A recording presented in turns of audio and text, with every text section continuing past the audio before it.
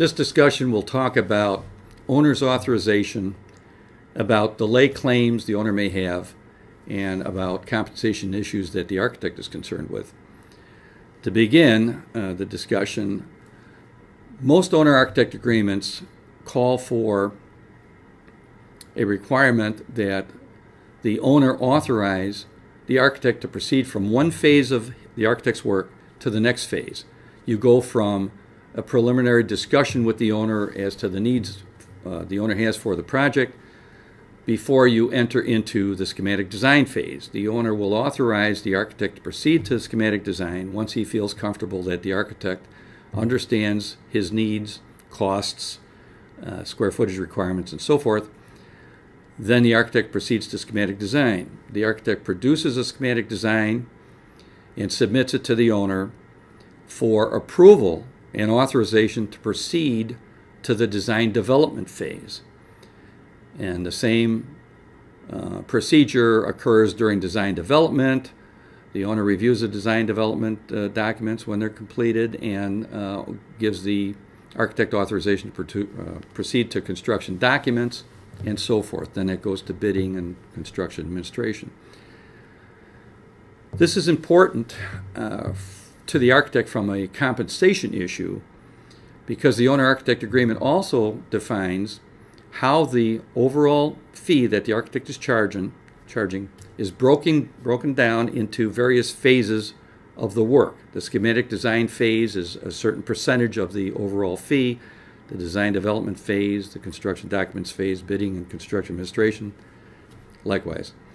An owner normally indicates to the architect that he would like the architect to be complete with his documents, the construction documents phase, by a specific date so that the project can be bid and constructed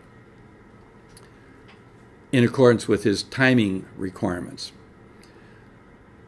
So it's imperative that the owner timely review and authorize the architect to proceed to the succeeding phase of work to keep so that the architect can stay within that time constraint. When that doesn't happen, the entire project is delayed.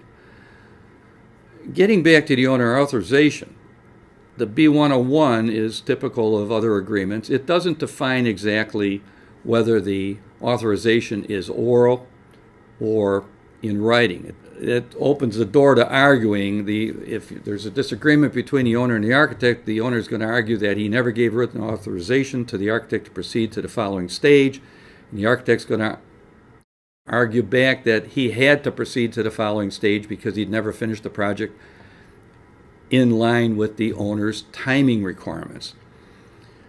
So when you engage with the owner in your agreement, it's a good idea to determine whether you want to allow for oral authorization, which is not a good idea in my opinion. But if you do allow for or require written authorization, then it's incumbent on the architect not to proceed to the next phase of work until he has that written authorization. And we've had many cases in here where the architect has, because of the timing constraints, proceeded on without the written authorization. The architect and the owner have had a falling out, and now the architect is invoicing the owner for the work he did on a succeeding phase of work, and the owner doesn't want to pay it. The owner's defense is he never gave written authorization. The architect's charge is that the owner knew that he was working on it, and he's entitled to the payment. So that's a tough issue to deal with.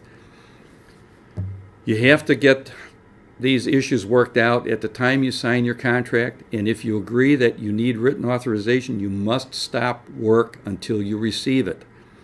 No matter what happens, you should stop work.